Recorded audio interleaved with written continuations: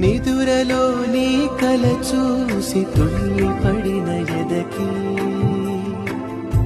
ఏ క్షణం ఎదురవుతావు జోల పాటవై ఆకలని అడగక ముందే నోటి ముద్ద నువ్వై ఏ కథలు వినిపిస్తావు జాన